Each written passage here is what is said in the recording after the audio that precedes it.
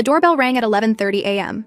Two police officers stood on my porch, a tall man with a mustache and a younger woman with her hair pulled back. The male officer asked if I was Mrs. Anastasia Hawkins, and I confirmed. He introduced himself as Officer Dominic Scott and his partner as Officer Paula Haynes, explaining they needed to discuss something important.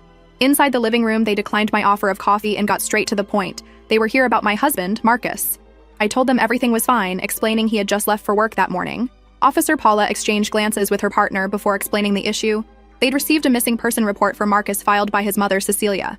Missing? That's impossible. He kissed me goodbye at 7:30 this morning.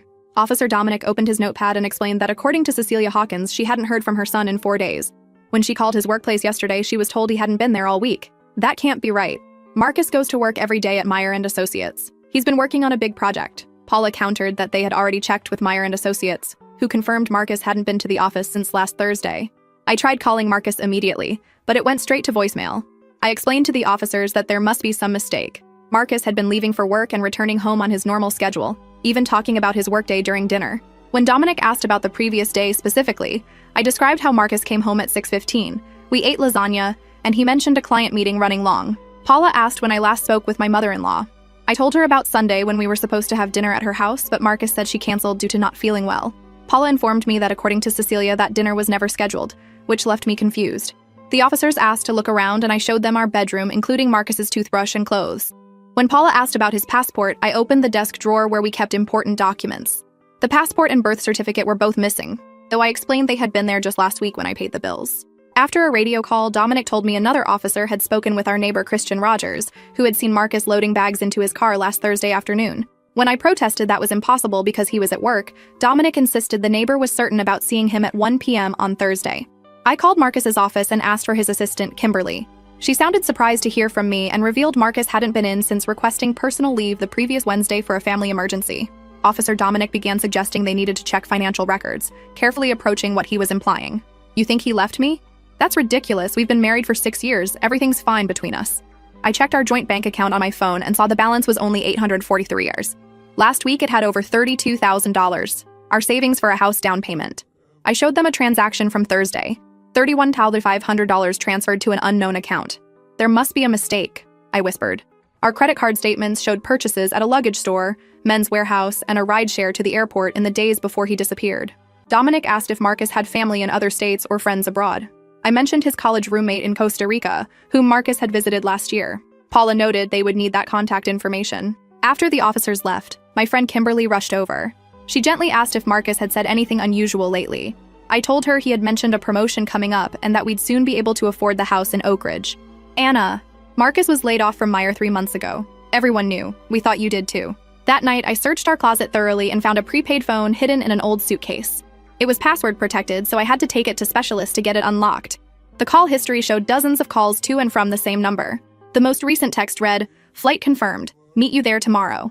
2 days later, Officer Paula called to inform me they'd confirmed Marcus had boarded a flight to San Jose, Costa Rica, and he hadn't been alone. First update, posted 5 days later. So yeah, my husband abandoned me and flew to Costa Rica with apparently someone else and drained our entire savings account. And honestly, I'm still processing the absolute audacity of this man. For those who saw my first post, thank you for all the messages. Some of you called this from the beginning, and I wish I'd listened to my gut months ago when things started feeling off. The day after Officer Paula told me about the flight, I tried calling Marcus probably 50 times.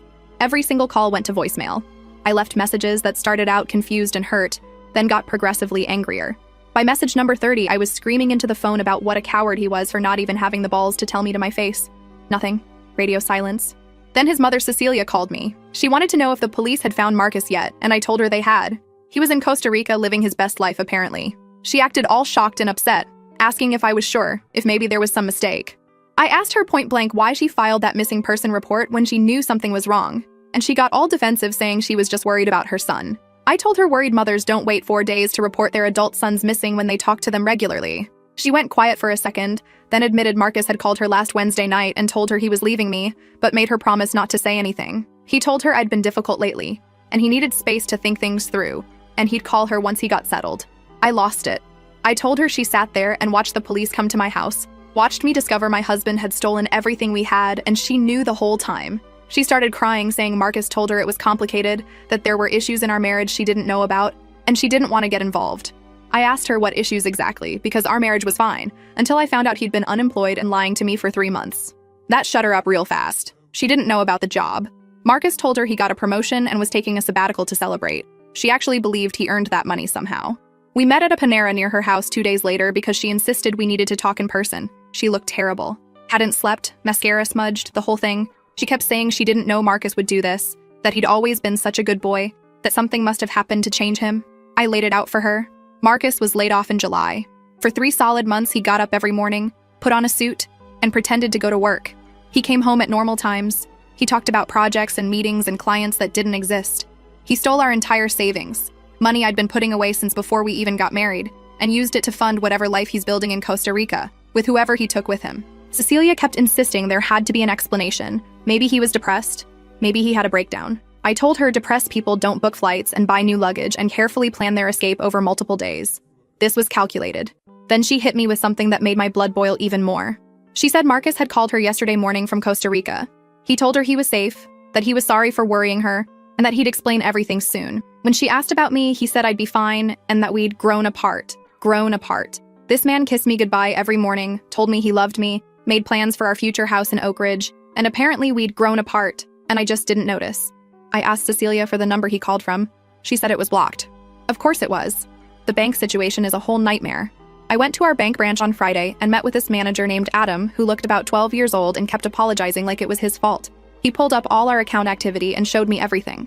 Marcus had been slowly moving smaller amounts to a new account he opened in August, just his name on it. The big transfer happened Thursday morning at 9:47 a.m. while I was at work. Adam said since it was a joint account and Marcus was an authorized user, technically he didn't steal anything. It was legal for him to take it all. I asked about the credit cards. Same thing. We were both authorized users, so even though he maxed them out buying his escape supplies, there was nothing illegal about it. I called a lawyer that same afternoon. Her name is Lucy, and she was recommended by Kimberly. Lucy said I could file for divorce and try to get some of the money back through asset division, but if Marcus spent it all already, there might not be anything left to recover. She said my best shot was to freeze everything immediately and document all his purchases, which I'd already done. I started going through literally everything in our apartment, every drawer, every box, every random piece of paper. In his car, which he left here by the way because apparently he didn't need it for his new life, I found insurance paperwork for a storage unit I didn't know we had. The storage place is one of those 24-hour facilities on the edge of town. I drove there Saturday night because I couldn't sleep and couldn't stop thinking about what else he'd been hiding. Used the code from the paperwork and found Unit 247. It was almost completely empty. Just some old furniture from his college apartment and a couple boxes of random junk. But in the back corner, I found a folder with printed emails. Yes, printed, like he was worried about digital trails or something. They were between Marcus and someone named MJ, going back 6 months. The emails were vague but clearly romantic. Lots of can't wait to see you, and this will all be worth it, and just a few more months. The last email was from 3 weeks ago. MJ wrote that they'd secured the apartment and the deposit was paid. Everything was ready. Marcus replied that he'd handle the finances and they'd be out of here by November. MJ. I don't even know if that's a man or woman. The email address was just a random Gmail with numbers. I also found a receipt from a jeweler dated September 15th for $3,200. A ring. He bought someone a $3,000 ring while we were supposed to be saving for a house. When I confronted Kimberly about whether she knew anything about Marcus seeing someone, she admitted that people at the office had noticed him texting a lot in his last few weeks there, always smiling at his phone. One of the other guys, Brendan, saw him having lunch with a woman in June, but Brendan figured it was a client or something. I asked Kimberly why nobody told me any of this. She said they thought I knew about the layoff and just didn't want to talk about it. And the woman thing was just gossip they weren't sure about. Everyone assumed we were handling it privately. My sister Maria finally came up from Portland yesterday. I'd been putting off telling her the whole story because I knew she'd drive straight here and she's 8 months pregnant and shouldn't be dealing with my drama. But she found out anyway through Mom and showed up at my door with overnight bags and this look on her face like she was ready to commit murder. We spent 4 hours going through everything I'd found. Maria wanted to fly to Costa Rica herself and drag Marcus back by his hair. She kept saying she never liked him, which isn't true, but I appreciated the solidarity. She also said something that's been stuck in my head. She asked why Marcus went through all this elaborate planning and sneaking around instead of just divorcing me if he wanted out. That's what I can't figure out. Why the performance? Why keep pretending everything was fine? Why not just leave? Maria thinks he was waiting for something specific, some piece to fall into place. She thinks 3 months of pretending to go to work wasn't about hiding from me. It was about having time to set up his new life without me questioning where he was or what he was doing. I've been trying to figure out who MJ is. I went through Marcus's social media, his old yearbooks, even his college alumni directory. Nobody with those initials that would make sense. I asked Cecilia if Marcus had mentioned any new friends lately. She said no, but she also didn't know her son was unemployed and planning to flee the country, so her information isn't exactly reliable. The worst part is lying in bed at night in the apartment we shared and realizing I don't actually know who I was married to. The Marcus I thought I knew would never do this. That Marcus was responsible and honest and would talk through problems instead of running away. But that Marcus never existed, did he? This is who he actually is. A person who can look you in the eye every single day while actively destroying your life. I called Meyer and Associates again and talked to his old boss, Christian. Christian said Marcus's layoff was performance-based, which was corporate speak for he screwed something up badly. When I pushed for details, Christian said he couldn't discuss personnel matters, but he did say Marcus took it really hard and seemed shocked when it happened. So maybe that's it. Maybe Marcus couldn't handle the failure, and instead of dealing with it like an adult, he decided to burn everything down and start over somewhere else with someone new who doesn't know he's a liar and a thief. I still have that prepaid phone. Lucy said to keep it as evidence. I've been staring at it for days, at those text messages that are so casual and loving, like stealing someone's entire life savings and abandoning them is just a minor inconvenience on the way to paradise. The phone number that texted him has a US area code. I looked it up, it's from Seattle. So MJ was here, somewhere in Washington, planning this whole thing with him. I tried calling it yesterday from a blocked number. It rang 4 times and someone picked up but didn't say anything. I could hear breathing and background noise that sounded like waves or wind. Then they hung up. When I called back, the number was disconnected. Final update, posted 3 weeks later. Okay, so this is going to be long, and honestly, I'm still processing half of it. But for everyone who's been following this train wreck, Marcus finally contacted me. And when I say the audacity of this man, I mean it broke into entirely new territory of shamelessness. But let me back up because a lot happened between my last update and now. And some of you guessed parts of this correctly, which is both impressive and depressing.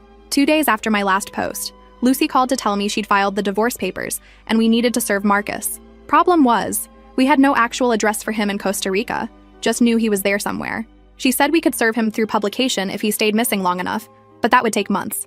I told her to file anyway, and we'd figure out the serving part later. That same week, Maria went into labor early and had the baby, a girl. They named her Sophie. I drove down to Portland and spent 3 days at the hospital with her and her husband Fergus. Holding that tiny baby while my own life was falling apart was surreal. Maria kept apologizing for the timing, like she could control when her daughter decided to arrive.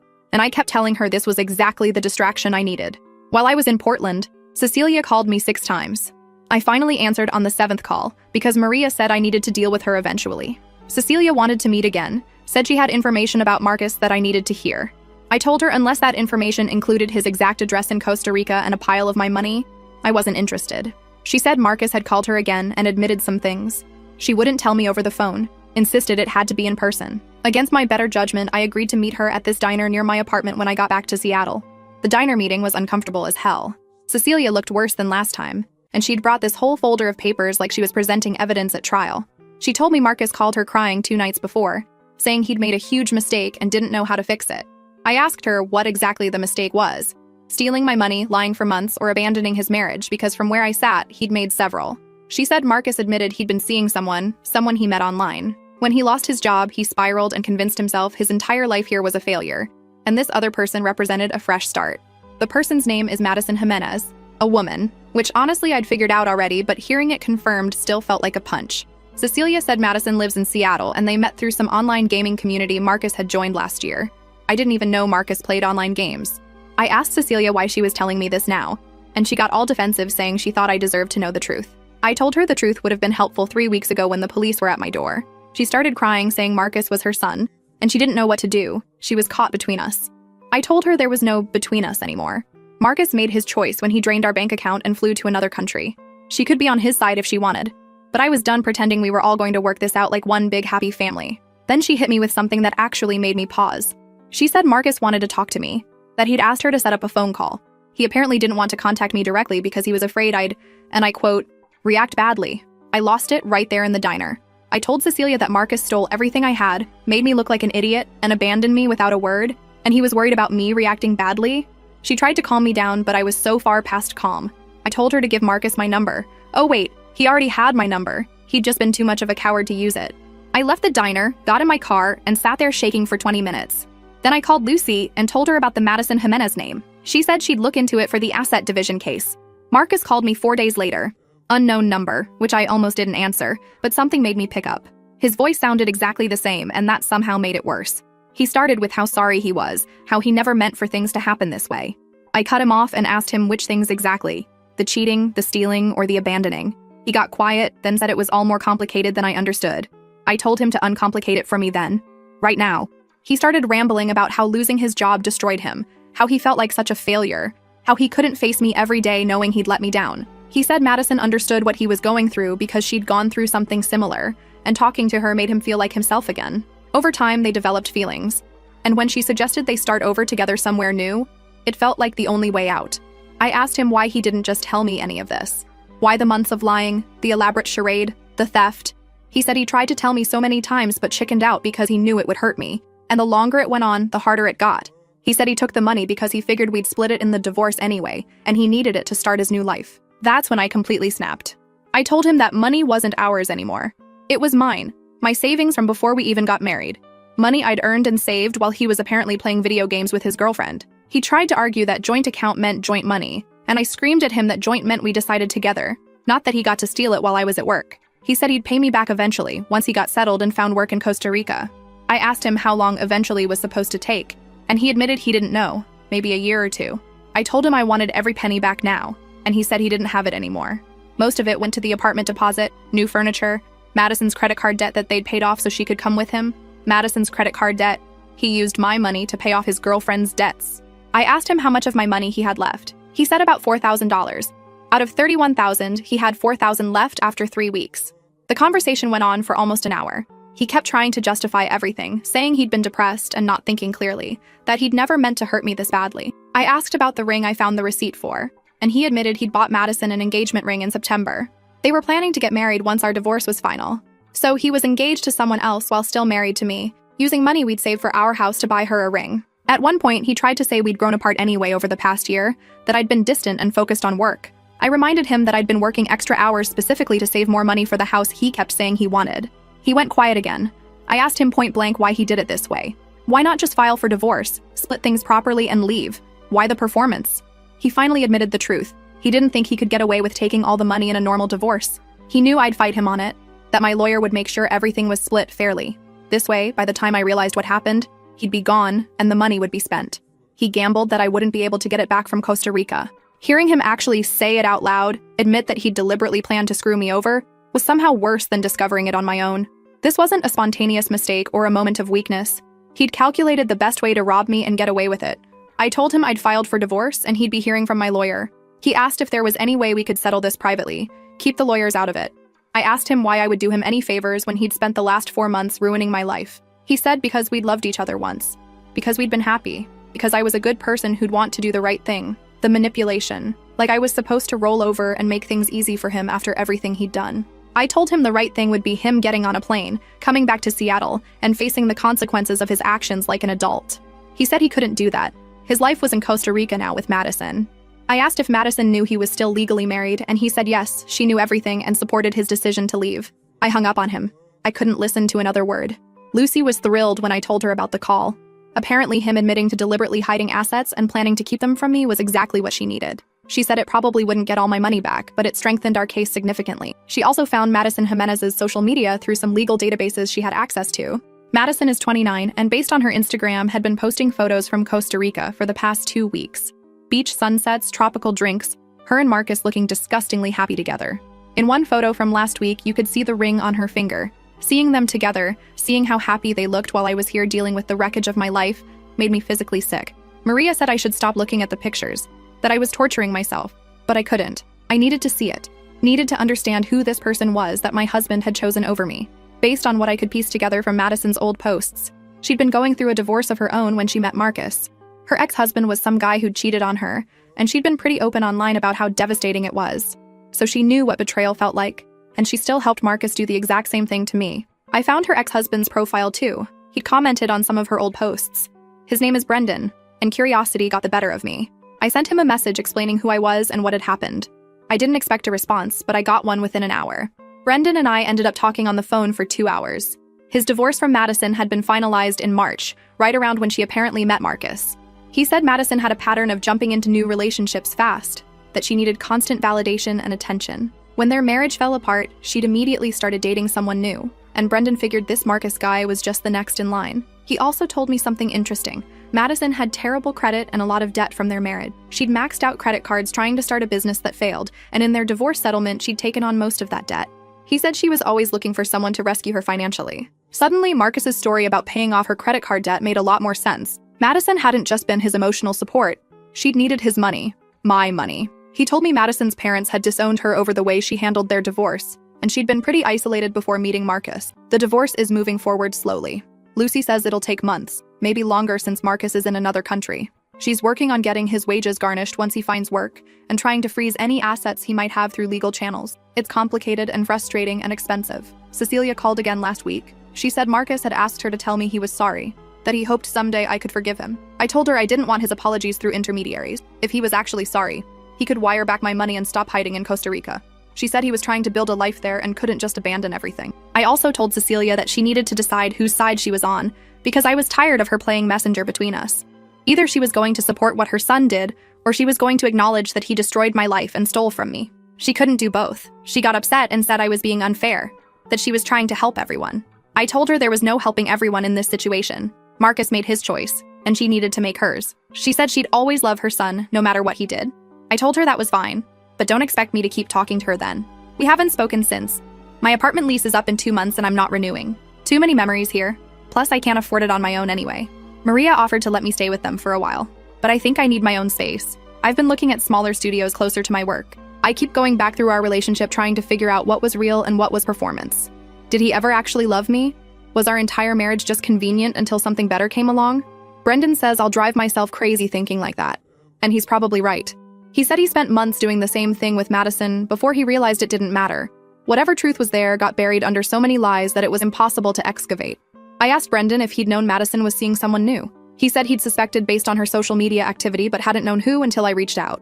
He said Madison had a habit of rewriting history, making her current relationship seem like true love, and her past relationships seem like horrible mistakes.